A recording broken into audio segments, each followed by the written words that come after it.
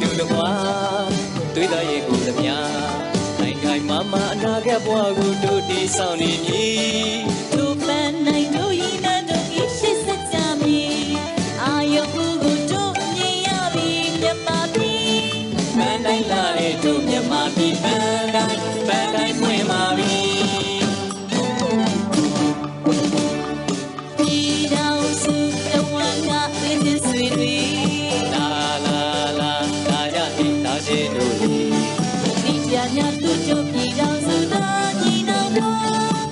ချစ်တရားနဲ့ဒုရကဒီလာကာလရှိကြပြီညင်ညင်ညံ့ညံ့တမကွေးလက်တွေးထားကြမည်ချစ်ချစ်သွေးစီနဲ့မြတ်မာ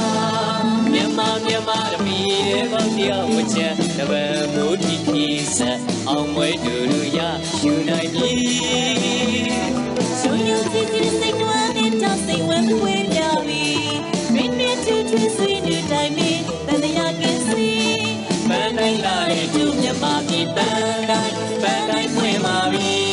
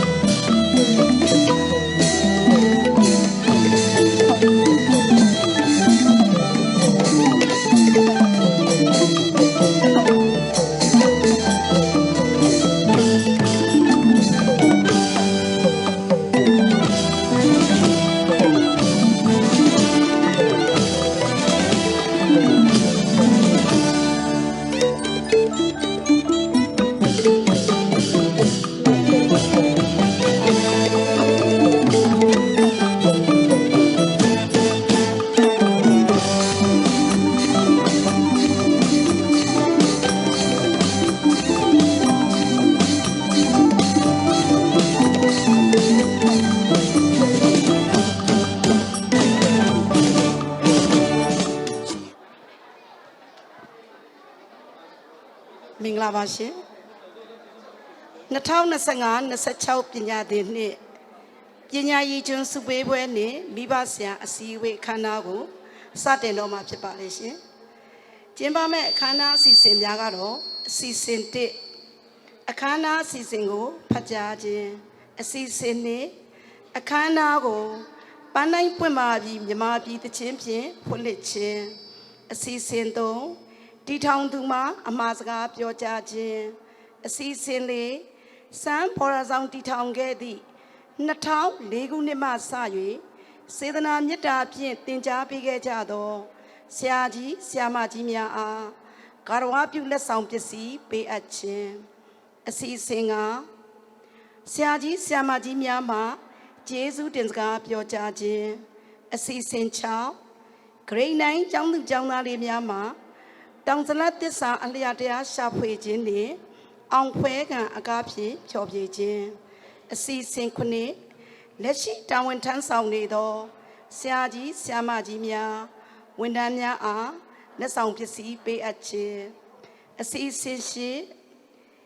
Grade 10 B ကျောင်းသားကျောင်းသူလေးများမှဖလန်းမြို့နယ်ဇဟောင်းချင်းရွာအကားဖြစ်သော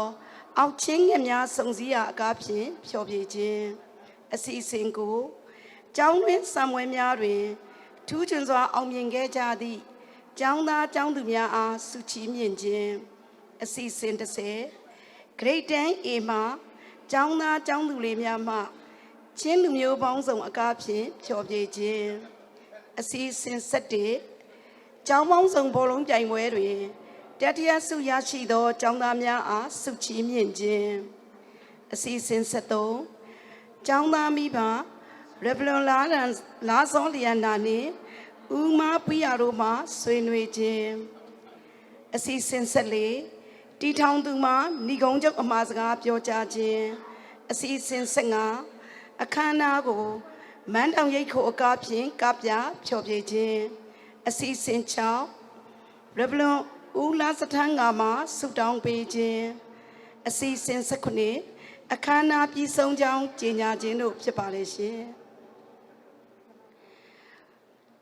အခုချိန်မှစ၍2025-26ပညာသင်နှစ်ပညာရေးကျွန်းစုပေးပွဲနှင့်မိဘဆရာအစည်းအဝေးအခမ်းအနားကိုစတင်ကြောင်းကြေညာအပ်ပါလေရှင်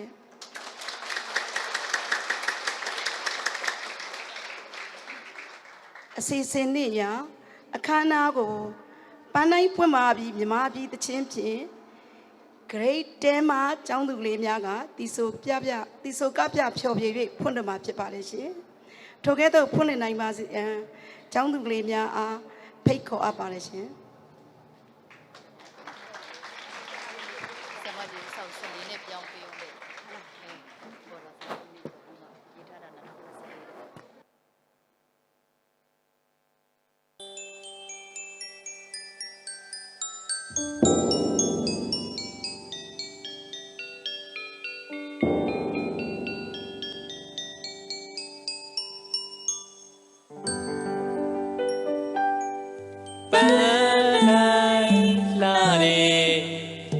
မြမ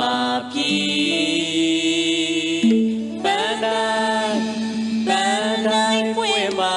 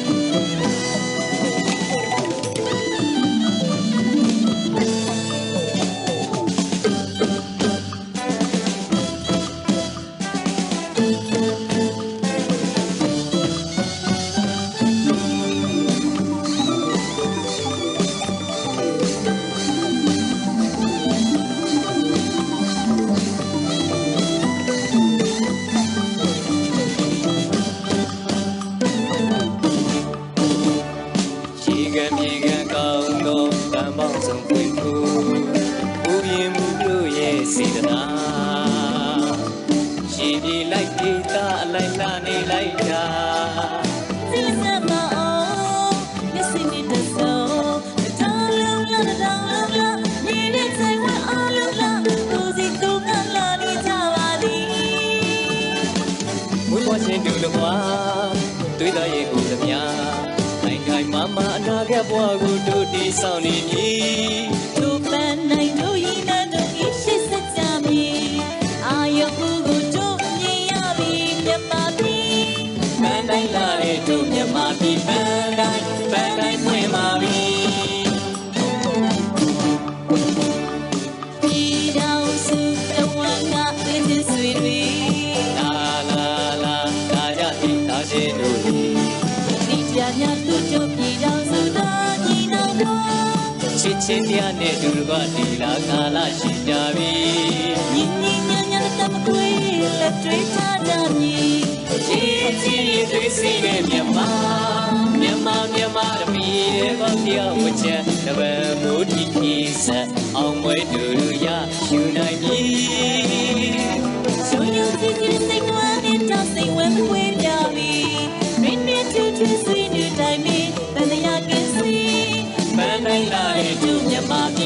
န်တိုင်းဖွင့်ပါပြီ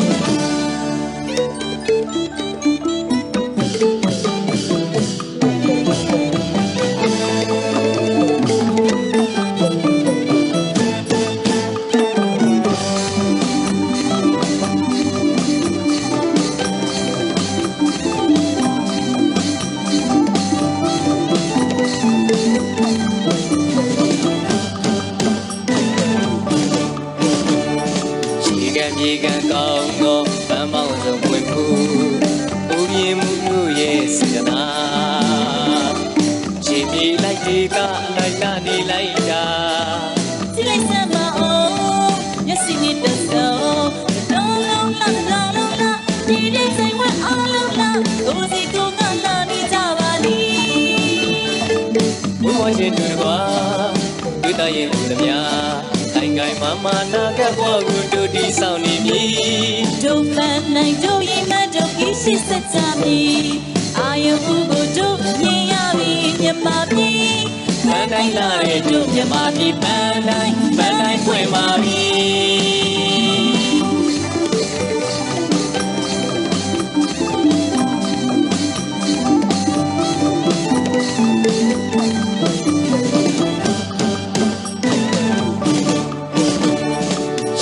မြေကန်ကောင်းသောဗမ်းပေါင်းစုံပွင့်မှုဥပြင်းမှုတို့ရဲ့စေတနာခြေပြေလိုက်ဒီကလိုက်လာနေလိုက်တာ ကြည့်လိုက်စမ်းပါဦးမျက်စိနဲ့တဆောလုံးလုံးလာဒီနေ့ဆိုင်ဝဲအားလုံးလာကိုစီကိုကလာနေကြပါလိမ့် ဘုရားရှင်တို့ကွာတွေ့တရင်လူသမျှတိုင်းကိုင်းမမနာကဘွားကိုတို့တီဆောင်နေပြီ တို့ပန်းနိုင်တို့ရင်မတို့ကိရှိစကြမီအာယုံကိုတို့မြင်ရပြီမြမပြီ ပန်းတိုင်းလာတဲ့တို့မြမပြီပန်းတိုင်းဖွင့်ပါပြီ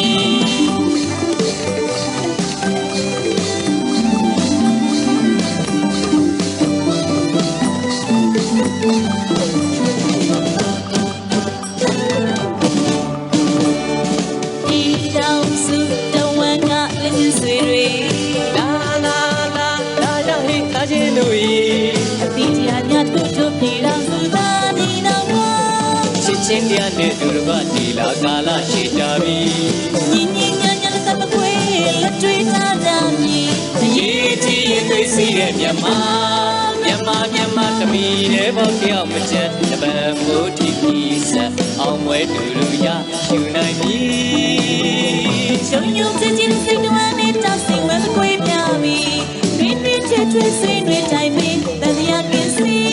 ပန်းတိုင်းလာတဲ့တို့မြန်မာပြည်ပန်းတိုင်းဖွင့်ပါပြီ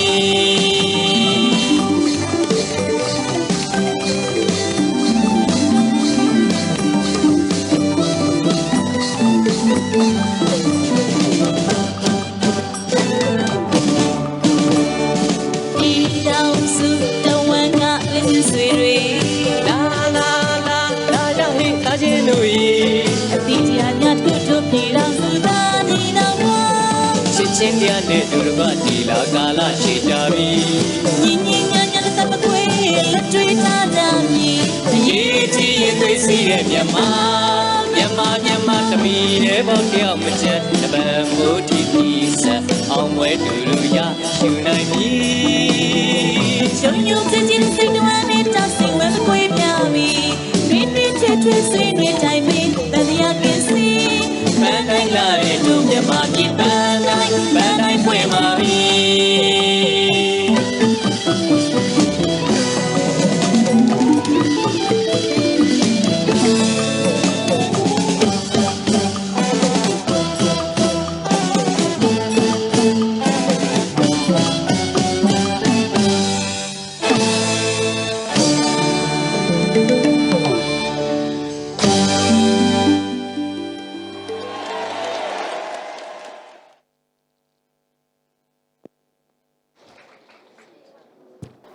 ကားပြဖြောပြပေးသွားပါတော့ဂျီတဲမအကားအဖွဲ့ကိုတီထောင်သူဆရာကြီးဦးလန်းနွန်ရှားမှာစုချင်းမြင့်မှာဖြစ်ပါလေရှင်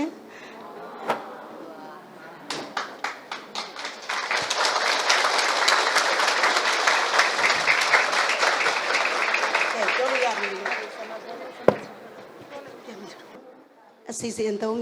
300တီထောင်သူဆရာကြီးဦးလန်းနွန်ရှားမှာအမှားစကားပြောကြားမှာဖြစ်ပါလေရှင်ဆရာကြီးအားအမှားစကားပြောကြားပေးပါရန်လေးစားစွာဖြင့်ပန်ကြားအပ်ပါတယ်ရှင်လေးစားအပ်ပါတော့ဆရာကြီးဆရာမကြီးများ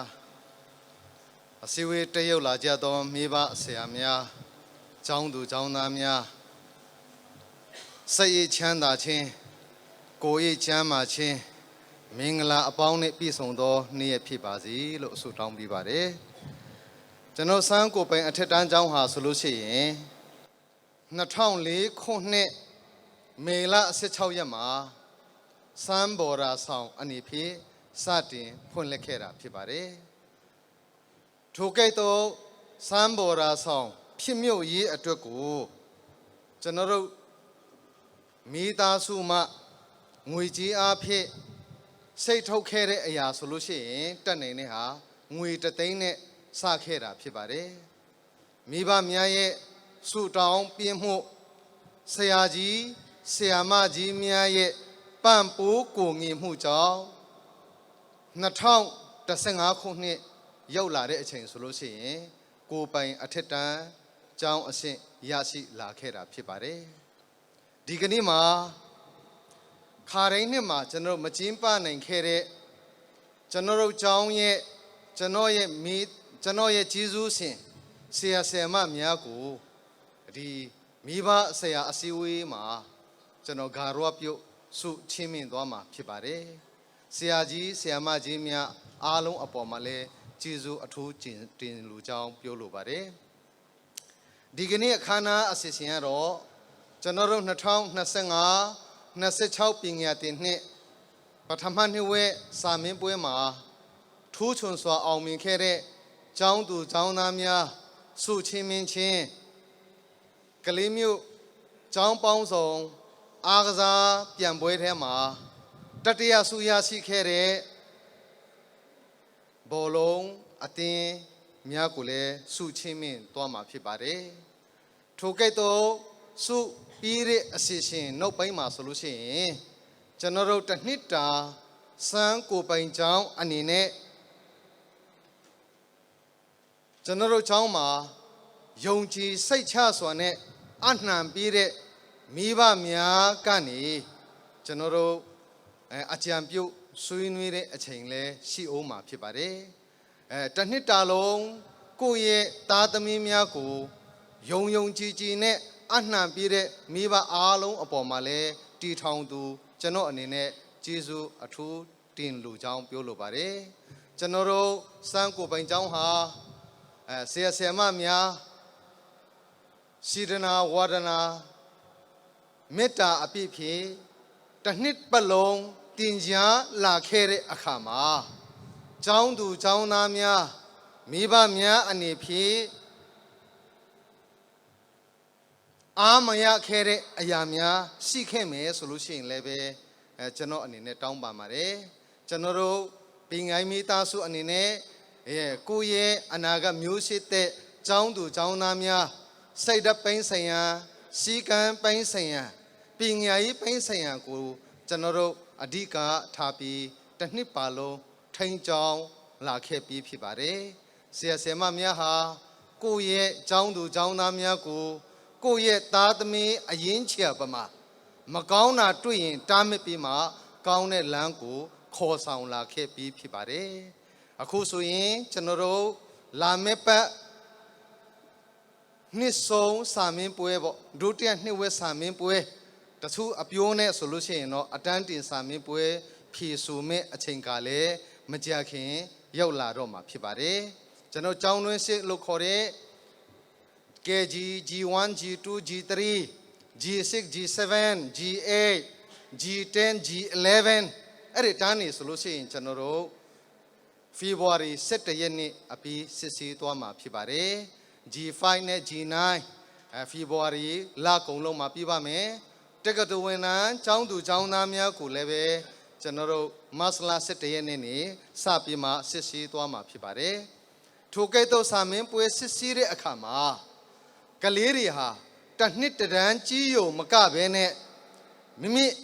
အတန်းတက်ခဲ့တဲ့အတန်းတွေမှာတက်တင်တက်ထိုက်တဲ့ပညာရက်တွေကိုဆရာဆရာမများနေတက်မြောက်အောင်တင်ကြားခဲ့တယ်လို့ကျွန်တော်တို့နှစ်ဆုံးစာမင်းပွဲမှာကောင်းကောင်းမွန်မွန်ဖြည့်ဆူနိုင်ရေးအတွက်ကိုလည်းပဲမိဘများအိမ်မှာကိုယ့်ရဲ့သားသမီးများ nice study စာချက်မှတ်တဲ့အပိုင်းတွေကိုကြီးကြပ်ပြီးဖို့ကိုလည်းပဲကျွန်တော်အနေနဲ့အကူအညီတောင်းလူချင်းဖြစ်ပါတယ်ဒီနှစ်က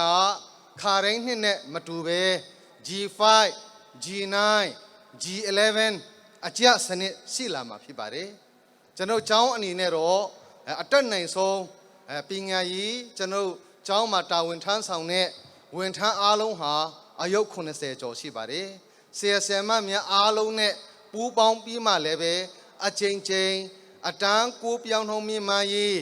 တက္ကသိုလ်ဝန်ထမ်းမှာ all ဒီရစီရေးအောင်ချက်မြင့်မာရေးစသည်အဖြစ်ကျွန်တော်တို့ဘက်ကနေတော့စီမံချက်တွေရေးဆွဲပြီးမှကျွန်တော်တို့လှုပ်ဆောင်နေတာဖြစ်ပါတယ်ထိုကဲ့သို့ဆရာဆရာမများနဲ့ကျူးအကြောင်းသူကျောင်းသားများရဲ့ကျူးစားအားထုတ်မှုတစ်ခုတွေနဲ့ကျွန်တော်မလုံလောက်တဲ့အတွက်ကြောင့်မလို့မိဘများအနေလည်းပဲဆုတောင်းခြင်းအဖြစ်ကိုငေပေးဖို့ကိုလည်းပဲကျွန်တော်တီထောင်သူတအိုးအနေနဲ့မေတ္တာရက်ခံလိုခြင်းဖြစ်ပါတယ်ဒီကနေ့အခမ်းအနားအစီအစဉ်ဟာကျွန်တော်တို့ရဲ့မိဘများရဲ့ရင်ဖွင့်တန်နေရှေ့ဆက်ခါပြီးမှဒီချောင်းတော်ကြီးဆက်လက်စင်တန်မဲ့အပိုင်းနေကျွန်တော်တို့ချောင်းနေဟာစတီထောင်ကြရန်နေကိုဘော်ရာဆောင်အဆင့်အနေနဲ့ဂုံထိုးတွေအောင်ချက်တွေစီကံပိန်းမှာလည်းပဲကျွန်တော်နာမည်ရခဲ့တယ်လို့ဆက်လက်ပြီးမှ2026တက္ကသိုလ်ဝန်ထမ်းအောင်စရင်ထဲမှာလည်းပဲ all ဒီအပါဝင်ဂုံထိုးများစွာရရှိနိုင်အောင်ကိုလည်းပဲကျွန်တော်တို့ယခုချိန်မှာကြိုးစားနေတာဖြစ်ပါတယ်အကောင့်ထဲပေါ်နိုင်ရေးအတွက်ကိုလည်းပဲဒေးចောင်းသားများဒေးအိမ်ကနေတက်ရောက်တဲ့မိဘအများအနေနဲ့ကိုယ့်ရဲ့သားသမီး study စာလေ့လာတဲ့အချိန်မှာအထူးကြက်မဲ့ဖို့ကိုကျွန်တော်အနေနဲ့တိတ်တွန်းလိုပါတယ်အဆောင်နေတဲ့ចောင်းသူចောင်းသားများဟာဆိုလို့ရှိရင်ညနေ6နာရီကနေစပြီးမှ7နာရီမနေ့9နာရီကနေစပြီးမှ ကျွန်တော်တို့ပေါ့နော်7နာရီထိစသည်အဖြစ် study revision ကျွန်တော်တို့ဒီကလေးတွေရဲ့အတွက်လိုအပ်မယ်ထင်တဲ့ journal ကျွန်တော်ကိုယ်တိုင်ရန်ကုန်ဆင်းပြီးမှတက္ကသိုလ်ဝင်သားအနေနဲ့လိုအပ်မယ်လို့ထင်တဲ့စာရွက်စာတမ်းများကိုလည်းပဲကျွန်တော်စုဆောင်းခဲ့ပြီးဖြစ်ပါတယ်နော်ဒီကနေ့အခမ်းအနားအစီအစဉ်တက်ရောက်ပြီးကြတဲ့ဆရာကြီးဆရာမကြီးများမိဘများအားလုံးတာဝန်ရှိသူအားလုံးကိုဤနေရာနေကျေးဇူးအတူတင်ကြောင်းပြောကြရင်းနဲ့ညီကုန်းချုပ်ပါတယ်စီစဉ်လေးရာစံဘော်ရာဆောင်တည်ထောင်ခဲ့သည့်2004ခုနှစ်မှစ၍စေတနာမေတ္တာဖြင့်သင်ကြားပေးခဲ့ကြသောဆရာကြီးဆရာမကြီးများအားဂါရဝပြုလက်ဆောင်ပစ္စည်းများပေးအပ်မှာဖြစ်ပါတယ်ရှင်။ထို့ကဲ့သို့ပေးအပ်နိုင်ပါစေရန်အတွက်တည်ထောင်သူဆရာကြီးဦးလန်းတော်ရှားမအားလေးစားစွာဖြင့်ဖိတ်ခေါ်အပ်ပါတယ်ရှင်။ပထမဦးဆုံးအနေနဲ့စံဘော်ရာဆောင်စတင်ဖွင့်လှစ်ခဲ့တဲ့2004ခုနှစ်မှစ၍စေတနာမေတ္တာဖြင့်သင်ကြားပေးခဲ့ပါသောကမစရီဘာသာရပ်ကိုသင်ကြားပေးခဲ့သည့်ဆရာမကြီးဒေါ်မူမူအောင်အားလက်ဆောင်ပစ္စည်းလက်ခံပေးပါရန်လေးစားစွာဖြင့်ပန်ကြားအပ်ပါတယ်ရှင်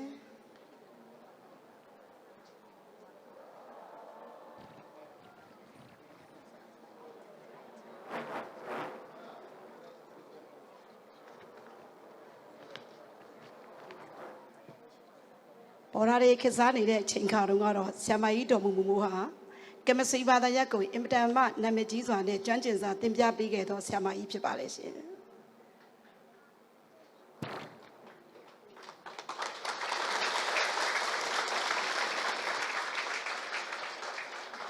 ဆက်လက်၍ဇီဝဗေဒဘာသာရပ်ကိုထူးခြားစွာသင်ကြားပေးခဲ့ပါသောဆရာမကြီးဒေါ်နုဘုံအား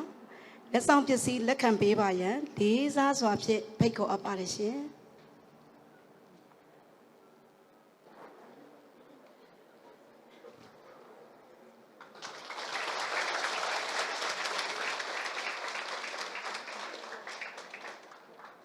ဆက်လက်၍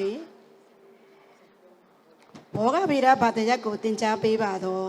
ဆရာမကြီးဒေါ်ကြည်ကြည်ဝင်းအားလေးစားစွာဖြင့်ပန်ကြားအပ်ပါတယ်ရှင်ဆရာမကြီးဟာမမျှော်လင့်ပဲခီးလွန်နေတဲ့အတွက်ကြောင့်မို့ဆရာမကြီးဒေါ်ကြည်ကြည်ဝင်းရဲ့ကိုစားလက်ဆောင်လက်ခံပေးပါနိုင်ရန်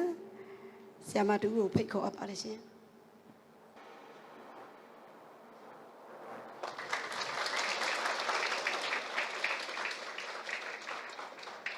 ဆက်လက်၍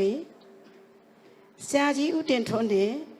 ဆရာမဒေါက်ခင်စန်းညိုအားလည်းလေးစားစွာဖိတ်ဆက်အပ်ပါတယ်ရှင်ဆရာကြီးဦးတင်ထွန်းဟာဒီစံဘော်ရာဆောင်မှာယူပဗေဒကိုသင်ပြပေးခဲ့သောဆရာကြီးဖြစ်ပါလေရှင်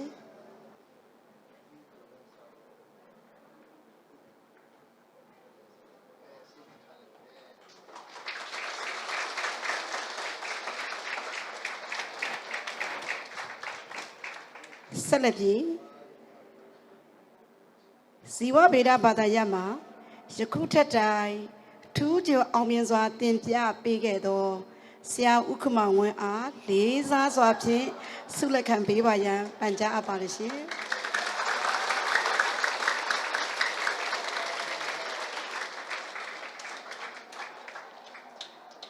ကလေးမျိုးနယ်တစ်မျိုးနယ်လုံးရဲ့ဘိုင်ဟိုစတာလည်းဖြစ်ပါလိမ့်ရှင်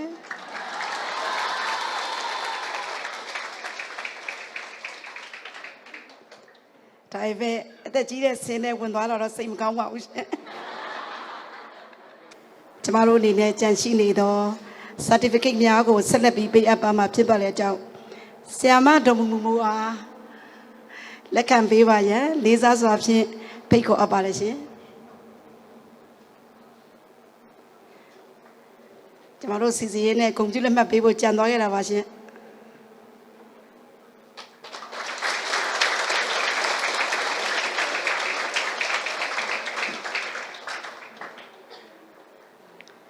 ဆက်လက်၍ဆရာမကြီးဒေါ်နုဘုံကလည်းဂုဏ်ပြုမှတ်တမ်းလက်ခံပေးပါရန်လေးစားစွာဖြင့်ပန်ကြားအပ်ပါလိမ့်ရှင်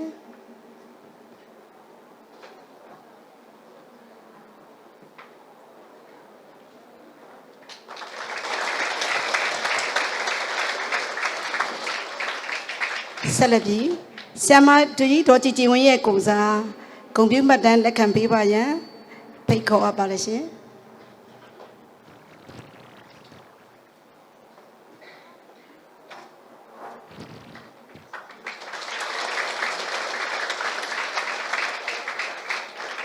ဆရာကြီးဦးတင်ထွန်းအားလည်း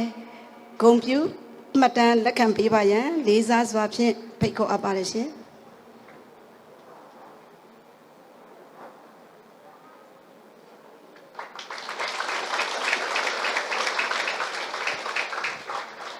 ဆရာဦးခင်မောင်ဝင်းအားလည်းဂုဏ်ပြုမှတ်တမ်းလက်ခံပေးပါရန်လေးစားစွာဖြင့်ဖိတ်ခေါ်အပ်ပါလိမ့်ရှင်ဦးမြင့်ဝင်း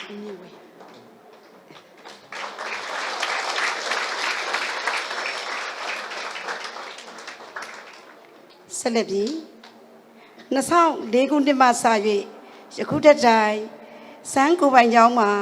တင်ချာဘာသာရပ်ကိုဆက်လက်တင်ကြားပြသပေးနေသည်ဆရာဦးမြင့်ဝေအားလည်းလေးစားစွာဖြင့်လက်ခံပေးပါရန်ဖိတ်ခေါ်အပ်ပါလိမ့်ရှင်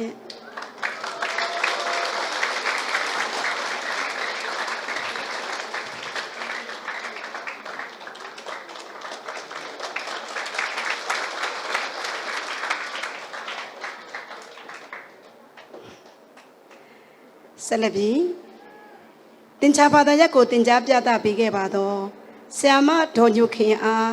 လေးစားစွာဖိတ်ခေါ်အပ်ပါတယ်ရှင်ဆရာမဒေါ်ညိုခင်ကြီးကိုစားသမီးဖြစ်သူမှာဆုလက်ခံပေးပါရန်လေးစားစွာပန်ကြားအပ်ပါတယ်ရှင်တွေ့နော်ဒီဆရာမတွေ့လား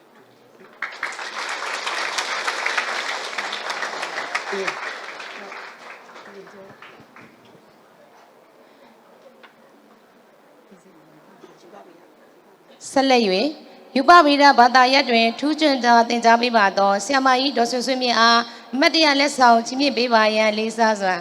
ပန်ကြားပါရရှင်ဆရာမကြီးရှင်အမတ်တရလက်ဆောင်များလက်ခံပေးပါရန်လေးစားစွာဖိတ်ခေါ်အပ်ပါရရှင်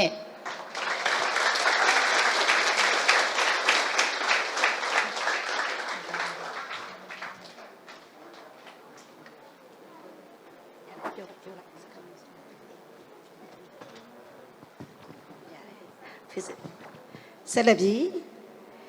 ယူပဗေဒကိုတင်ပြပေးတာပေါ့ဆရာဦးရင်းဒင်လျံအားလေးစားစွာဖြင့်ဆုလက်ခံပေးပါရန်ဖိတ်ခေါ်အပ်ပါတယ်ရှင်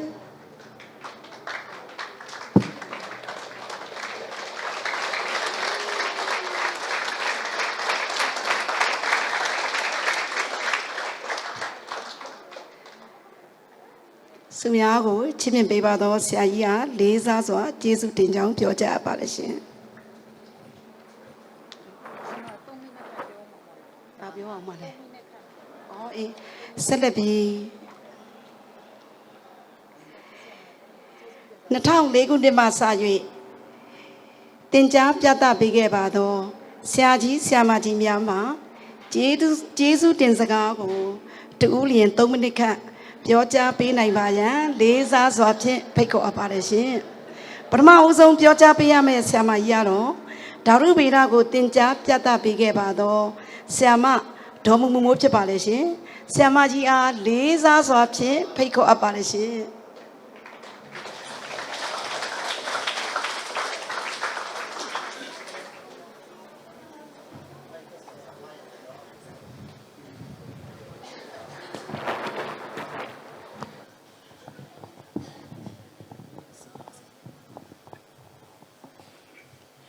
ယခုလိုမင်္ဂလာရှိတဲ့နေ့ရက်မှာမင်္ဂလာစကားပြောကြားခွင့်ရတဲ့ကြောင့်စံတီထောင်သူဆရာကြီးဦးစန်းမနဲ့တကွအားလုံးပေါ်မှာအထူးကျေးဇူးတင်ပါတယ်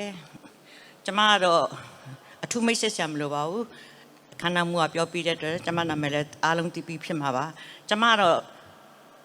အတိတ်ကိုပဲသတိရပါတယ်။ဘာလို့လဲဆိုရင်အခုဆရာကြီးဆရာမဟာကျမရဲ့ငယ်တစ်ပတ်ကျမသူ့ရဲ့ငယ်ဆရာမဖြစ်ပါတယ်။သူ10တန်းမှာကလေးကကျမသူသင်ခဲ့ပါတယ်။ကျမဘော်ဒါဖွင့်တဲ့ခါလဲကျမဘော်ဒါမှာအကိုက်လုပ်တယ်။သူနဲ့ကျမကတော့တားမိလို့ပါပဲ။အဆက်ဆက်ရဒီနေ့တိုင်တဦးနဲ့တဦးကမကြာခဏတွေ့ဆုံပြီးတော့စကားပြောတယ်ရင်းရင်းနှီးနှီးနေပါတယ်။သူဒီလိုအောင်မြင်တာကိုကျမအများမဲ့ပီတိဖြစ်ပါတယ်။ကိုသားသမီးအောင်မြင်တာကိုပီတိဖြစ်တဲ့မိခင်တယောက်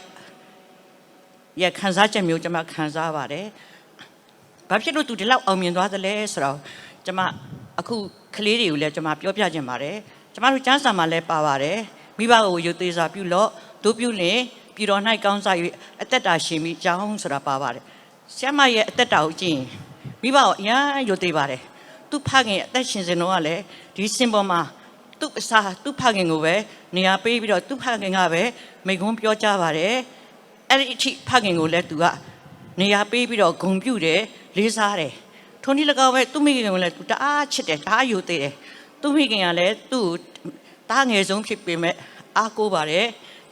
သူမိခင်ရဲ့ရင်တွင်းစကားတွေလည်းကျမသူမိခင်နဲ့လည်းရင်းနှီးတဲ့ကြောင့်မလို့ခဏခဏပြောပြပါတယ်သူငယ်စဉ်ကလေးဘဝတွေအစားပြီးတော့အမေပေါ်မှာတနေ့ကျရင်အမေကိုကျွန်တော်ကောင်းကောင်းမွန်မွန်လှုပ်ကြွေးမယ်ချင်းချင်းတတနေရမယ်လို့ပြောတယ်လို့ပြောပါတယ်အဲ့တော့ကျွန်တော်အမေရဲ့ပီတိပေါ့နော်အမေကိုပီတိဖြစ်စေတဲ့အမေကိုဝမ်းမြောက်စေတဲ့အမေကိုဆိုရင်အသက်ထက်ဆုံးသူလေကောင်းဆုံးသူပြုစုသွားတဲ့တားလင်မလေးတယောက်ဖြစ်ပါတယ်ဒါကြောင့်မလို့အခုနောင်လောင်သားတွေကလည်းနော်ဆရာကြီးဆရာမကိုအတူခိုးပြီးတော့တားစီတို့သမီးတို့ဟာနော်ဒုတိယဘုရားသခင်များဖြစ်ကြတဲ့မိဘကိုယူသေးကြစားပါလို့ဒီနေ့ကနေပြီးတော့တိုက်တွန်းပေးပါတယ်အားလုံးကိုကျေးဇူးတင်ပါတယ်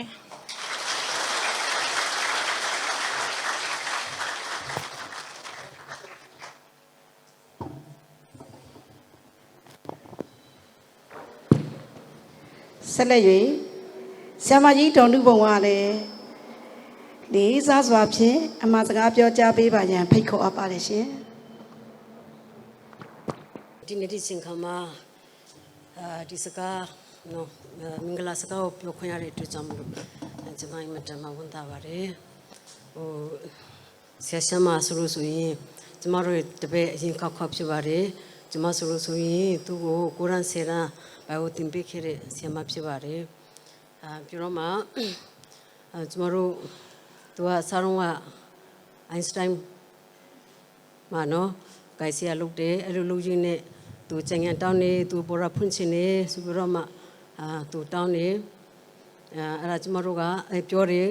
ကျမတို့ကတနေ့ဆုံးကိုကြီးမဲ့ဖွေးဆိုပြီးတော့မှသူ့ကိုအပိစကားကြီးပြောပေးတယ်ပြီးတော့မှသူပေါ်ရဖွင့်တော့မေးဆိုတဲ့ခါကျတော့ခုနတင်လေးပဲသူပြောတာကျမတို့မမီတော့ဘူးကျမတို့အိမ်မှာကျရှင်ဖုန်းတော့ကထင်ခုံလေးပါလေးလိုအပ်တယ်ဆိုလို့အဲ့ဒါဒီလေးလာတဲ့ဆိုပြီးတော့မှကျမတို့ပေးတယ်လာတဲ့တယ်ကိုတော့ဆိုလို့ဆိုမီးလှဲနေပေါ့နော်မီးလှဲနေလာတဲ့တယ်ခုကျတော့သူမီးလှဲမလို့တော့ဘူးနော်ကျမအများကြီးပြောချင်တာ तू ကကန်တရတဲ့အတွက်ကြောင့်မလို့ကျမနည်းနည်းပဲပြောမိအဲ့လိုမျိုးဘဝနဲ့ तू ရုံးကန်လာခဲ့တယ်ခုနဆရာမကြီးတော်မူပြောသွားပြီ तू ဟာចောင်းသားတော်ကလည်းပဲဆရာမတွေပေါ်မှာယူတေကိုင်းဆိုင်ပြီးတော့မှအင်မတန်မှတိတတဲ့ကလေးဖြစ်ပါတယ်လို့ပြီးတော့မှအိမ်မှာဆိုလို့ဆိုရင်လည်းပဲသူမိဘကိုလည်းယူသေးပြီးတော့မှမိဘကိုလည်းတန်နေဆုံးကျွေးမွေးတယ်သူ့အမေကိုယ်တိုင်ကလည်းသူ့အမေအသက်ရှင်တော့သူ့အမေကိုယ်တိုင်ကကျမကိုပြောဖို့တယ်သူ့ကိုလာနုဆမ်းမလို့နာမည်ပေးတာတဲ့ဗာလေဘုရားသခင်ဆီကနေပြီးတော့မှဘာဆိုလဲမသိဘူးသူအဲ့လိုသူ့အမေကကျမစီမှာဘာပေါ့နော်ဟိုပြောဖို့တာပေါ့နော်သူ့ဂျင်တွင်းစကားတွေကိုပြောဖို့ပါတယ်ဟုတ်ကဲ့ဆိုပြီးတော့မှကျွန်မပြောတယ်အခုဆိုတော့ဟိုပေါ့နော်သူ့အဖေမေဒီကိုကျွေးမွေးခဲ့တယ်သူ့အဖေမေဒီပေါ်မှာကျေးဇူးတိတ်တဲ့အတွက်ကြောင့်မလို့သူဟာအခုဆိုလို့ဆိုရင်အများကြီးကောင်းချီးခံစားရတယ်ဘုရားသခင်ကသူ့ကိုချီးမြှောက်တယ်ဒီထက်မကလေးပဲဘုရားသခင်ကချီးမြှောက်ပါစေနောက်လာတန်တော့အချိန်များမှလေသူလှုပ်ဆောင်ရတော့လုံငန်းပေါ်များမှလေပဲအစပေါင်းများစွာဘုရားသခင်ကကောင်းချီးပေးပြီးတော့မှအင်ထောင်မိသားစုများတာမယာမြအကူအထရတော့ရလူမျိုးအကျိုးအတွက်အကူရတော့တာကောင်းစေရနာဖြစ်ဖို့ဘုရားသခင်ကဆက်လက်ကောင်းချီးပေးပါစေသူလှုပ်ဆောင်သမျှနေရာမှာအောင်မြင်ပါစေ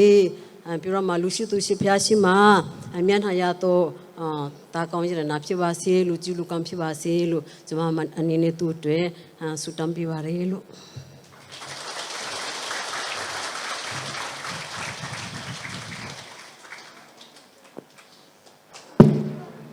ဆက်လက်ပြီးယူပဗေဒကိုသင်ကြားပြသပေးခဲ့ပါတော့ဆရာဦးတင်ထွန်းအားအမှားစကားပြောကြားပေးနိုင်ပါရန်လေးစားစွာဖြင့်ဖိတ်ခေါ်အပ်ပါတယ်ရှင်ဒီနေ့စန်းကိုပိုင်ထက်တန်းကျောင်းမှာကျင်းပပြုလုပ်တဲ့ပညာရေးချုံစုပွေးပွဲနဲ့မိဘဆရာတွေ့ဆုံပွဲခမ်းနားကိုကြွားရောက်အားပေးကြတော့ကိုပိုင် ကျောင်းတီထောင်သူတီထောင်စဉ်ကစပြီးတော့မှပါဝင်ပူပေါင်းဆောင်ရွက်ခဲ့ကြတဲ့ဆရာဆရာမများကျောင်းသူကျောင်းသားများမိဘများအားလုံးမင်္ဂလာပေါင်းနဲ့ပြည့်စုံကြပါစေလို့ခုစွာပထမလုပ်ခွင့်ဆက်တာပါတယ်ကျွန်တော်ကတော့ဒီစန်းကိုယ်ပိုင်ထက်တန်းကျောင်းစတင်ဖွင့်စင်နဲ့ဖွင့်လှစ်စင်ကချပြီးတော့မှနော်ကျွန်တော်ယာဒူတိုးနဲ့တခြားတနေရာကိုမပြောင်းခင်အထိ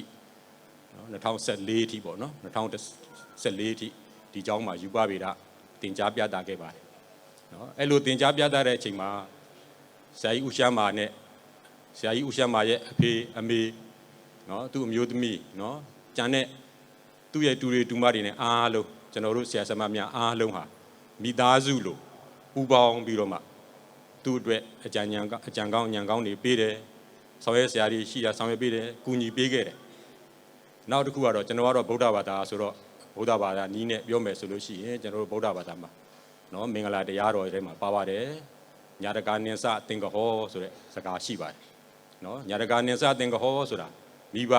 ညီကိုမောင်နှမဆွေမျိုးသားချင်းများကိုမိမိတတ်နိုင်သလောက်ပံ့ပိုးကူညီစောင့်ရှောက်ခြင်းဆိုတဲ့အဓိပ္ပာယ်ကိုရပါတယ်အဲ့ဒီလိုနော်မိဘညီကိုမောင်နှမဆွေမျိုးသားချင်းတွေအားလုံးကိုပံ့ပိုးကူညီစောင့်ရှောက်ခြင်းဒီလည်းပဲမင်္ဂလာတရားတော်နဲ့ပြည့်စုံတယ်အဲ့ဒီမင်္ဂလာတရားတော်နဲ့ပြည့်စုံတဲ့အတွက်ကြောင့်ဒီထောင်သူဆရာရှမ်းမာနဲ့မိသားစုအားလုံးကိုလည်းနော်ဘုရားသခင်ကကောင်းချီးပေးပြီးတော့မှအခုလိုအချိန်မျိုးရောက်ရှိလာတာဖြစ်ပါတယ်နော်ဒါကြောင့်မို့လို့နောက်တောင်ကိုလည်းဒီလိုပဲဆက်တဲ့တပူတိုးတက်အောင်မြင်တဲ့စန်းကူပိုင်ထက်တန်းကျောင်းကြီးဖြစ်အောင်လက်ရှိသင်ကြားနေသောဆရာဆရာမများရောနော်အရင်တုန်းကသင်ကြားပြသခဲ့တဲ့ဆရာဆရာမများရောဒီကျောင်းကြီးရဲ့တိုးတက်ရာတိုးတက်ကျောင်းကိုအားလုံးပူပေါင်းကူညီဆောင်ရွက်ပေးကြပါစို့လို့ပြောကြရင်ဒီကုန်းအုပ်ချုပ်ရပါတယ်ခင်ဗျာအားလုံးကိုကျေးဇူးတင်ပါတယ်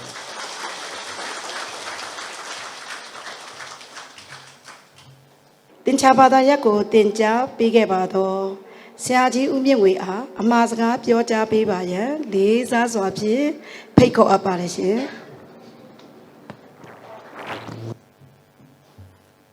အားလုံးမင်္ဂလာပါ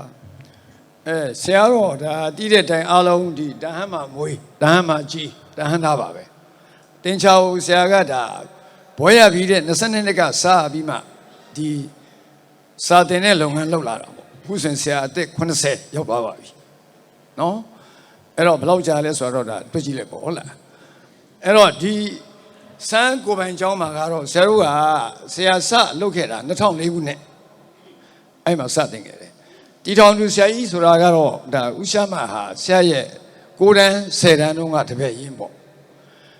နော်အဲ့တော့ကိုတပည့်ရင်းတယောက်ကအောင်မြင်နေတာတွေ့ရတော့ဝင်လဲဝင်တာတယ်ချီလဲချီကျူးပါတယ်သူဘာကြောင့်တော့ဒီအောင်မြင်တယ်လဲအောင်မြင်တဲ့အကြောင်းရင်းကဆရာလေ့လာတဲ့ခါကျတော့ဘာသွားတွေ့လဲဆိုတော့လုပ်ငန်းအပေါ်မှာစိတ်ပါလက်ပါနဲ့ဒီဇိုင်းမတ်လှုပ်ဆောင်တာအဲ့ဒီတစ်ချက်သွားတွေ့တယ်နော်ဝိရိယကောင်းတယ်ဇွဲရှိတယ်ဒါတွေရောက်အောင်မြင်တာ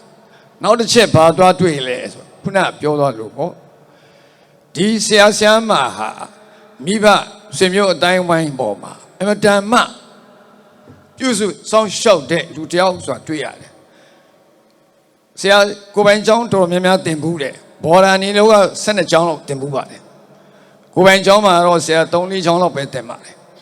နော်အဲ့မှာလိုက်ကြည့်တဲ့အခါမှာသူ့လိုတိုးတက်တာရှိသေးတယ်ဟို 1CW ကဆရာကြီးဦးဂျိမ်းစ်ဂျာရူထန်သူ့လည်းကျွန်တော်လေ့လာတဲ့အခါဘာသွားတွေ့လဲဆိုမိဘအတိုင်းဝိုင်းဆွေမျိုးပေါ်မှာအမတန်မှပြုစုစောင့်ရှောက်တာကိုတွေ့ရဆိုတော့ဒါနောက်ဆုံးတွေ့လိုက်တဲ့အချက်ကဘာလဲဆိုတော့မိဘဆွေမျိုးအတိုင်းဝိုင်းပေါ်မှာစောင့်ရှောက်တဲ့လူတွေဟာအောင်မြင်မှုရပါသလားဆိုတဲ့ဟာကိုဆရာသွားတွေ့တယ်တော်တော်အောင်မြင်ကြပါတယ်သူတို့နော်ခုလိုအောင်မြင်တဲ့အတွက်လဲဆရာတို့ကကြီးလဲချီးကျူးတယ်ဂုဏ်လဲဂုဏ်ယူတယ်ဝမ်းလဲဝမ်းသာပါတယ်ရှိကိုလဲတောက်လျှောက်ဆက်လက်အောင်မြင်ပါစေလို့လဲဆုတောင်းပေးပါတယ်ဒီလိုတင်ကြားပြီးတဲ့ဆရာဟောင်းကြီးတွေကိုဂုဏ်ပြုတဲ့အနေနဲ့အမှတ်တရရိုဒီတွေဂုဏ်ပြုတယ်ပစ္စည်းလက်ဆောင်ပေးတယ်ဆိုတာဒါဆရာဝန်ရဲ့အကြောင်းတွေအားလုံးရှိတယ်ဒါရှိတယ်လည်းပြောတယ်ဘယ်မှာလည်းပြောလို့ရပါဘယ်ကြောင်းမှမလုပ်သေးတဲ့အစီအစဉ်ဖြစ်ပါတယ်နော်အမတန်မှကောင်းတဲ့အစဉ်လာဖြစ်ပါတယ်ရှိကိုလည်းပဲဆက်လက်ပြီးတော့မှလှုပ်ဆောင်နိုင်ပါစေလို့ဆုတောင်းပေးပါတယ် လှုပ်ဆောင်နိုင်အောင်လဲစီးပွားလက်လာပါများတနေ့တခြားဒီအလားတိုးတက်ပါစေလို့ကျွန်တော်ဆုတောင်းပါတယ်ဗျာဒီတမဲဒီကုန်းချုပ်ပါတယ်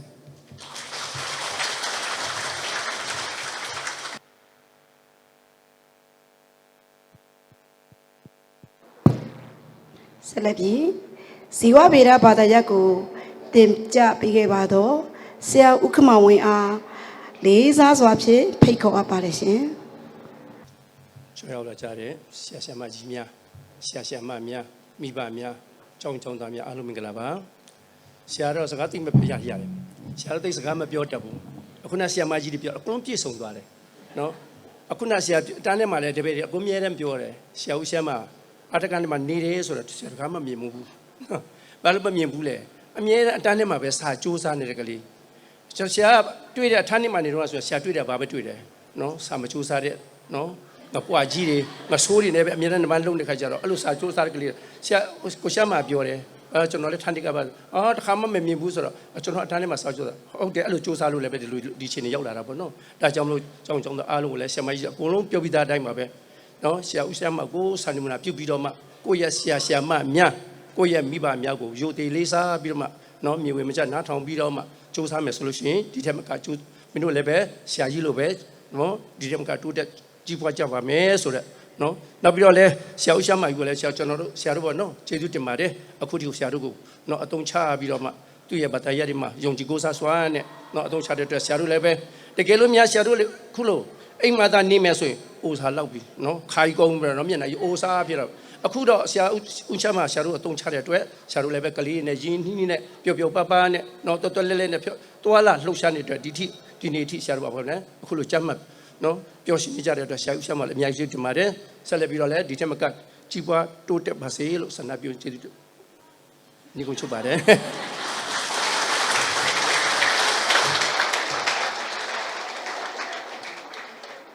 ဆက်လက်ပြီးယူပဗေဒဘာသာရပ်တွင်သင်ကြားပေးပါသောဆရာမကြီးဒေါ်ဆွေဆွေမြင့်မှကျေးဇူးတင်စကားပြောကြားပေးပါရန်လေးစားစွာပန်ကြားအပ်ပါတယ်ရှင်မင်္ဂလာပါရှင်ယနေ့အခမ်းအနားမှာကြွရောက်လာကြပါတော့တီထောင်သူဆရာကြီးဦးလန်းလွန်ရှားမှနှင့်တကွဆရာဆရာမများမိဘများကျောင်းသားကျောင်းသူများကိုမင်္ဂလာပါလို့နှုတ်ခွန်းဆက်ပါတယ်ရှင်ကျမကတော့ဒီစန်းကိုပိုင်ကျောင်းမှာ2004ခုနှစ်ကတည်ထောင်ပါတယ်ကျမတင်တဲ့အချိန်က2009ခုနှစ်ပါ2009ခုနှစ်ကနေပြီးတော့အခုချိန်ထိကျမဆက်လက်ပြီးသင်ကြားနေစေဖြစ်ပါတယ်ကျမတို့တွေဒီလိုစာတွေကိုသင်ကြားနိုင်အောင်လို့ဘာပဲပြောပေါ့နော်ဆရာကြီးခမောင်ဝင်းပြောသွားသလိုပဲဆရာကြီးကခေါ်လို့ကျမတို့လာပြီးတော့သင်ကြားခွင့်ရတယ်ကျမတို့ကိုယ်တိုင်ကလည်းကလေးများရဲ့အပေါ်မှာကိုတတ်ထားတဲ့ပညာရက်ကိုဝါသနာစေတနာဂရုဏာမေတ္တာတွေထားပြီးတော့သင်ကြားပေးခဲ့ကြလို့ကလေးတွေအောင်မြင်မှုတွေရရှိခဲ့ပါတယ်ဒီလိုအောင်မြင်မှုတွေရရှိနိုင်အောင်လို့ဆရာကြီးဦးလန်းလွင်ရှားမှအဖက်ဖက်ကနေဝိုင်းဝန်းပြီးကျောင်းသားများအပေါ်မှာတိုက်တွန်းတွန်းအားတွေပေးခဲ့ပါတယ်အဲ့လိုတွန်းအားတွေပေးခဲ့လို့လေကျမတို့အခုချိန်ထိရက်တည်ပြီးတော့စားတွေသင်နိုင်ကြရဖြစ်ပါတယ်ရှင်အခုလို့ဒီလိုခန္ဓာမျိုးမှာကျမတို့တွေကိုကွန်ပျူတာလက်ဆောင်ချီးမြှင့်ပေးတယ်ဆိုတော့ဝမ်းလဲဝမ်းသာပါတယ်ဒါပေမဲ့တနည်းအားနဲ့ပြောမယ်ဆိုရင်တော့ကျမတို့တွေကိုအိုသွားပြီလို့ပြောတယ်လို့ထင်ပါတယ်ရှင်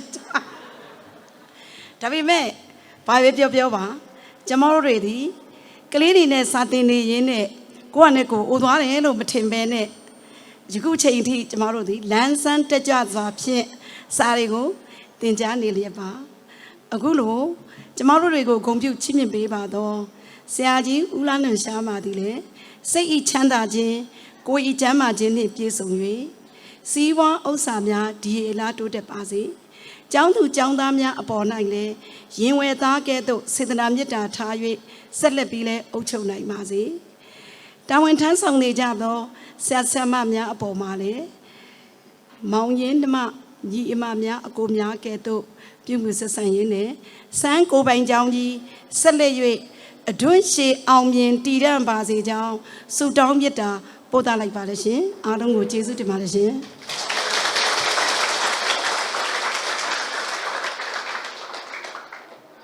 ကျေ ကျေးဇူးတင်စကားပြောကြားပေးပါတော့ဆရာမကြီးဒေါ်ဆွေဆွေမြအားထူးပင်ကျေးဇူးတင်ရှိပါတယ်ရှင်ဆက်လက်ပြီးယူပဗေဒဘာသာရပ်တွင်သင်ကြားပေးပါတော့ဆရာကြီးဦးရန်တစ်လျံအားကျေးဇူးတင်စကားပြောကြားပေးပါရန်လေးစားစွာဖိတ်ကြားအပ်ပါတယ်ရှင်အားလုံးပဲမင်္ဂလာပါခင်ဗျာ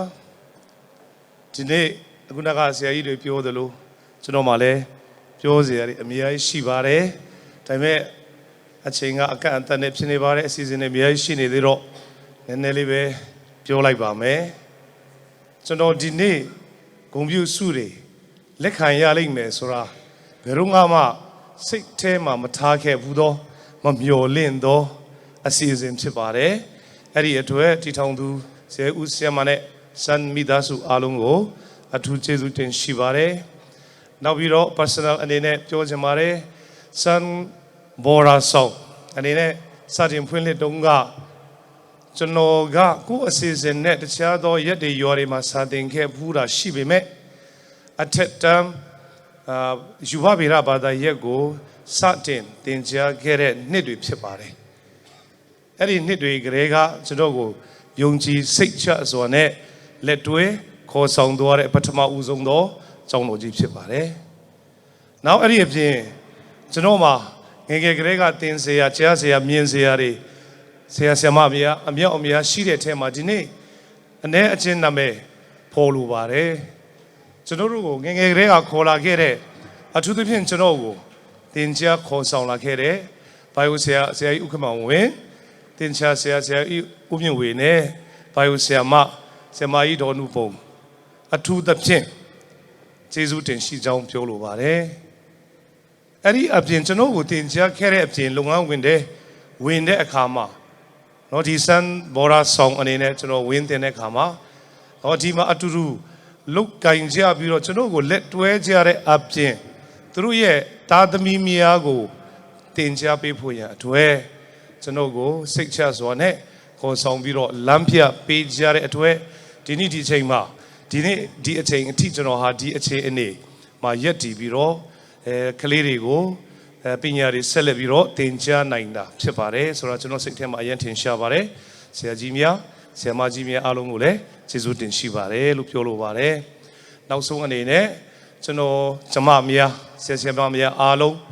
တော့ဒီစံဘော်ရာဆောင်မှာကလေးတွေရဲ့လမ်းပြချက်များအဖြစ်ဆက်လက်တည်ရှိနိုင်အောင်နောက်ပြီးတော့ကလေးတွေရဲ့ရှေ့ရေးကိုဆက်လက်ပြီးတော့ဖြောင့်ဖြူးနိုင်ဖို့ရန်ခင်းပေးနိုင်တော့ဆရာမများဖြစ်စေနိုင်ဖို့ရန်အတွက်နဲ့ဘုရားသခင်ကအသုံးချပြီးတော့ဘုရားသခင်ရဲ့လက်နဲ့တွေဖြစ်ပြီးတော့ဒီစမ်းကျောင်းတော်ကြီးကနေကျောင်းသူကျောင်းသားပေါင်းမြောက်များစွာဆက်လက်ပြီးတော့ထူးချွန်တဲ့ကလေးတွေထုံးကားနိုင်ပါစေဆိုပြီးဆုမွန်ကောင်းတောင်းရင်လည်းနေကုန်ချောပါတယ်ကျေးဇူးတင်ရှိပါတယ်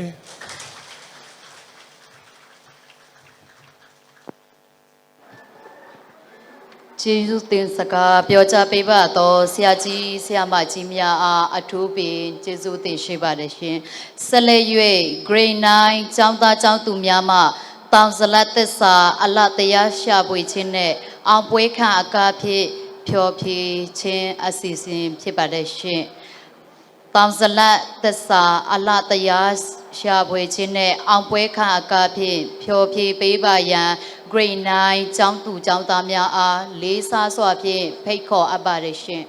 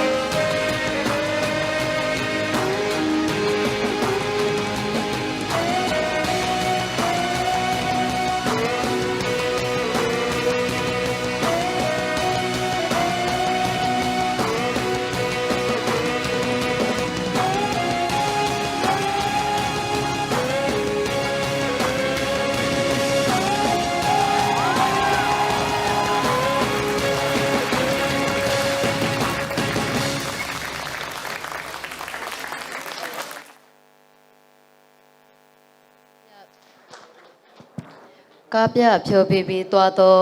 ကျောင်းသူကျောင်းသားများမှတီထောင်သူဆရာကြီးမှစုချီးမြှင့်ပေးပါရန်လေးစားစွာဖြင့်ပန်ကြားအပ်ပါတယ်ရှင်ကျောင်းသူကျောင်းသားများအထူးပင်ကျေးဇူးတင်ရှိပါတယ်ရှင်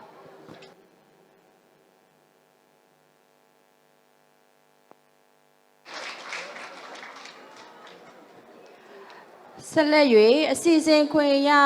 လက်ရှိတာဝန်ထမ်းဆောင်နေသောဆရာကြီးဆရာမကြီးများနှင့်ဝန်ထမ်းများအားလက်ဆောင်ပစ္စည်းပေးအပ်ခြင်းအစီအစဉ်ဖြစ်ပါတယ်ရှင်။လက်ဆောင်ပစ္စည်းပေးအပ်ပေးပါရန်ဆရာကြီးဦးလားຫນွေရှမ်းမှာဖိတ်ခေါ်အပ်ပါတယ်ရှင်။စံကျောင်းကြီးဆရာကြီးဦးတွင်ခန့်ပေါင်အားလက်ဆောင်ပစ္စည်းလက်ခံပေးပါရန်ပန်ကြားအပ်ပါတယ်ရှင်။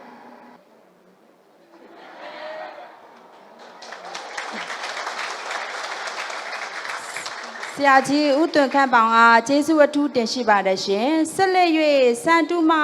ကျောင်းဆရာကြီးဦးစတိန်လျံအားဖိတ်ခေါ်အပ်ပါတယ်ရှင်ဆရာကြီးအားအထူးပင်ကျေးဇူးတင်ရှိပါတယ်ရှင်ဆက်လက်၍အင်္ဂလိပ်စာဘာသာရပ်တင်ကြားပေးပါတော့ဆရာကြီးဦးအောင်နိုင်စိုးအားလေးစားစွာပန်ကြားအပ်ပါတယ်ရှင်ဆရာကြီးအားအထူးပင်ကျေးဇူးတင်ရှိပါတယ်ရှင်ဆက်လက်၍ယူပဖေရတင်ကြားပေးပါတော့ဆရာကြီးဦးတင်မောင်စိုးအားလေးစားစွာဖိတ်ခေါ်အပ်ပါတယ်ရှင်ဆရာမကြီးအားအထူးပင်ကျေးဇူးတင်ရှိပါတယ်ရှင်ဆက်လက်၍တင်ကြားပေးပါတော့ဆရာကြီးဦးထွန်းမြင့်အောင်အားလေးစားစွာဖိတ်ခေါ်အပ်ပါတယ်ရှင်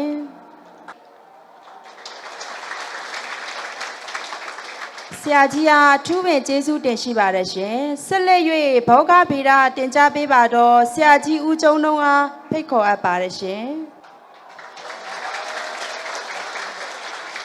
ဆက်လက်၍ဓာတုဗေဒတင်ကြားပေးပါတော့ဆရာကြီးဦးစောညွန့်အားလေးစားစွာဖိတ်ခေါ်အပ်ပါတယ်ရှင်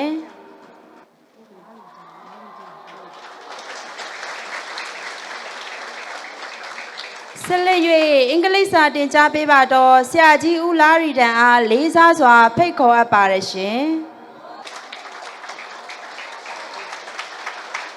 ဆက်လက်၍အင်္ဂလိပ်စာတင်ကြားပေးပါတော့ဆရာကြီးဦးလာရန်ရွက်ပြီးအားလေးစားစွာဖိတ်ခေါ်အပ်ပါတယ်ရှင်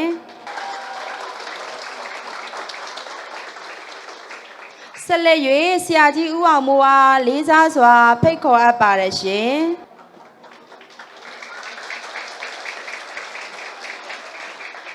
ဆက်လက်၍ဆရာကြီးဦးစောမှာလေးစားစွာဖိတ်ခေါ်အပ်ပါတယ်ရှင်ဆက်လက်၍ဆရာကြီးဦးစီစန်းလျံနာဆက်လက်ဖိတ်ခေါ်အပ်ပါတယ်ရှင်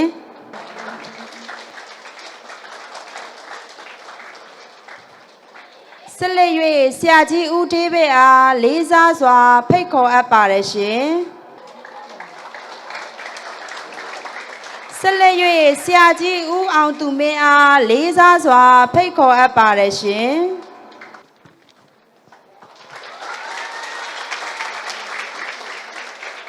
ဆက်လက်၍ဆရာကြီးဦးလာဟောငါအားလေးစားစွာဖိတ်ခေါ်အပ်ပါတယ်ရှင်ဆက်လက်၍ဆရာကြီးဦးလာရုဆူနာလေးစားစွာဖိတ်ခေါ်အပ်ပါတယ်ရှင်ဆက်လက်၍ဆရာကြီးဦးကျော်ကျော်ဦးအားလေးစားစွာဖိတ်ခေါ်အပ်ပါတယ်ရှင်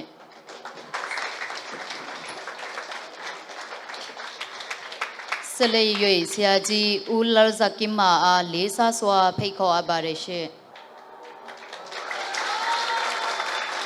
ဆက်လက်၍ဆရာကြီးဦးဗျံမင်လျန်နာအားလေးစားစွာဖိတ်ခေါ်အပ်ပါတယ်ရှင်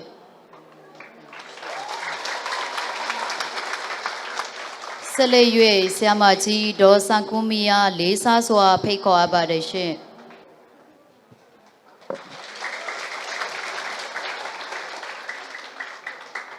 ဆက်လက်၍ဆရာမကြီးဒေါ်မမတင်အားလေးစားစွာဖိတ်ခေါ်အပ်ပါတယ်ရှင်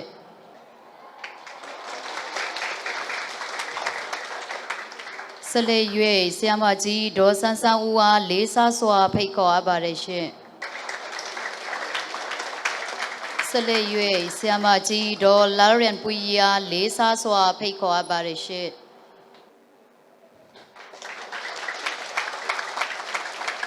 ဆက်လက်၍ဆရာမကြီးဒေါ်မြင့်မြင့်မော်အားလေးစားစွာဖိတ်ခေါ်အပ်ပါတယ်ရှင်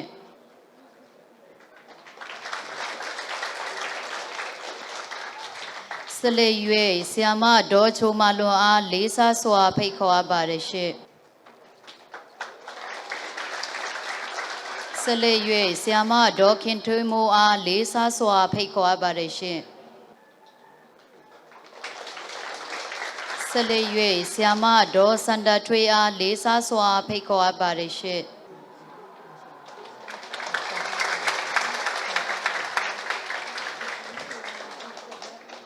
ဆက်လက်၍ဆရာမကြီးဒေါ်လလထေးအားလေးစားစွာဖြင့်ဖိတ်ခေါ်အပ်ပါတယ်ရှင်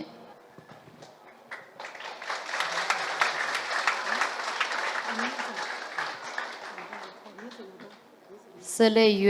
ဆရာမဒေါ်မြင့်မြင့်စင်အားလေးစားစွာဖြင့်ဖိတ်ခေါ်အပ်ပါတယ်ရှင်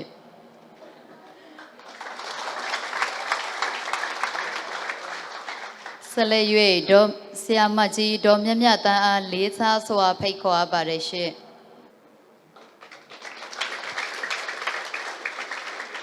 ဆက်လက်၍ဆရာမဒေါ်အေးတန်ထွန်းအားဖိတ်ခေါ်အပ်ပါတယ်ရှင်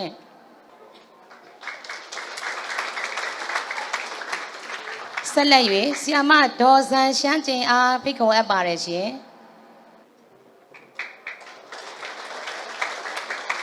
ဆက်လက်၍ဆရာမဒေါ်စာစာဝင်းအားဖိတ်ခေါ်အပ်ပါတယ်ရှင်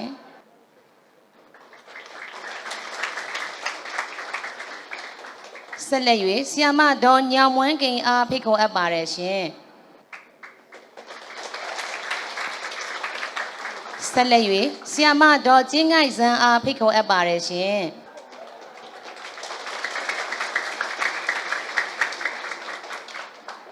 ဆက်လက်၍ဆရာမကျိန်လွမ်းတိန်အားဖိတ်ခေါ်အပ်ပါတယ်ရှင်ဆက်လက်၍ဆရာမဒေါ်ကျဲလယ်မောအားဖိတ်ခေါ်အပ်ပါတယ်ရှင်ဆက်လက်၍ဆရာမဒေါ်ကျိန်ရှားလွန်းအားဖိတ်ခေါ်အပ်ပါတယ်ရှင်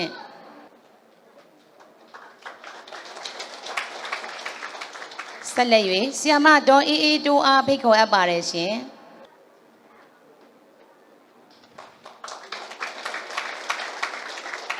ဆက်လက်၍ဆရာမဒေါ်နေဟောင်းညောင်အားဖိတ်ခေါ်အပ်ပါတယ်ရှင်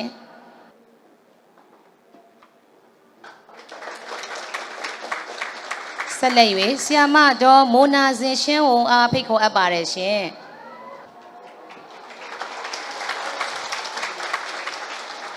ဆက်လက်၍ဆရာမဒေါ်နွယ်လီအေးအားဖိတ်ခေါ်အပ်ပါတယ်ရှင်ဆက်လက်၍ဆရာမဒေါ်လာရင်ထားရီအားဖိတ်ခေါ်အပ်ပါတယ်ရှင်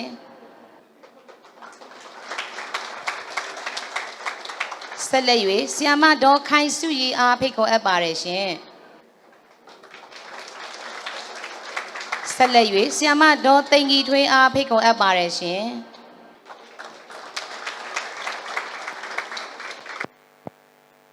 ဆက်လက်၍ဆရာမဒေါ်အေးအေးမောင်အားဖိတ်ခေါ်အပ်ပါတယ်ရှင်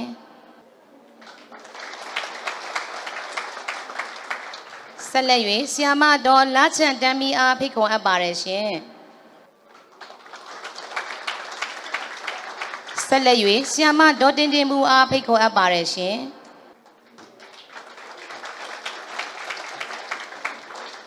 ဆက်လက်၍ဆရာမဒေါ်လာဝန်မော်ရီအားဖိတ်ခေါ်အပ်ပါတယ်ရှင်ဆက်လက်၍ဆရာမဒေါ်ဤဖြိုးဝေအားဖိတ်ခေါ်အပ်ပါတယ်ရှင်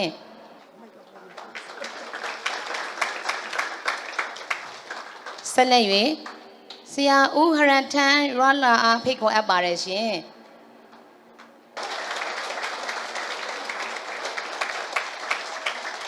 ဆက်လက်၍ဆရာဦးလာထားစွာအားဖိတ်ခေါ်အပ်ပါတယ်ရှင်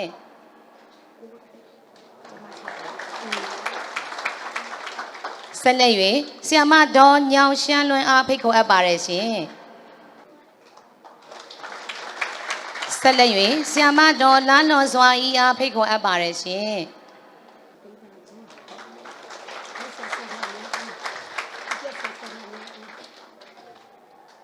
ဆက်လက်၍နှစ်ဆက်တိုက်အချိန်ပြည့်ကြီးကြပ်ပေးပါသောဂိုက်ဆရာဆရာမများအားဆက်လက်ဆုချင်းပေးမှာဖြစ်ပါတယ်ရှင် ဆက်လက်၍ဆရာစွန်သဲအားဖိတ်ခေါ်အပ်ပါတယ်ရှင်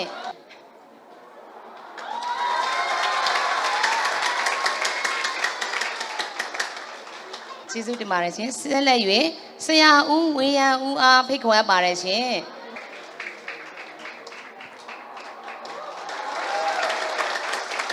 ဆက်လက်၍ဆရာမမြင့်မြင့်ဝေအားဖိတ်ခေါ်အပ်ပါတယ်ရှင်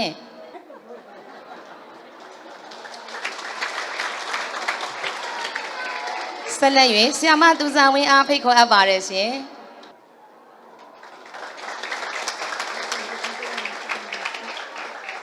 ဆက်လက်၍ချက်ပြုတ်ရေးတွင်နှစ်နှစ်စတိုက်တာဝန်ထမ်းဆောင်ခဲ့သူများအားအမတ်တရလက်ဆောင်များချီးမြှင့်ပေးဦးမှာဖြစ်ပါတယ်ရှင်ဒေါခင်တွဲဤရှိအမတ်တရလက်ဆောင်များလက်ခံပေးပါရန်ဖိတ်ခေါ်အပ်ပါတယ်ရှင်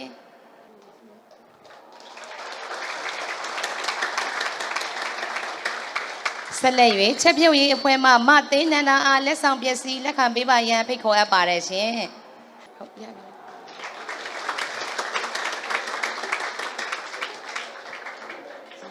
ဂိုက်ဆရာကျန်အားနှုတ်ညွတ်တောင်းပန်အပ်ပါတယ်ရှင်ဆရာရှိအမတ်တရလက်ဆောင်ပစ္စည်းလက်ခံပေးပါရန်လေးစားစွာပန်ကြားအပ်ပါတယ်ရှင်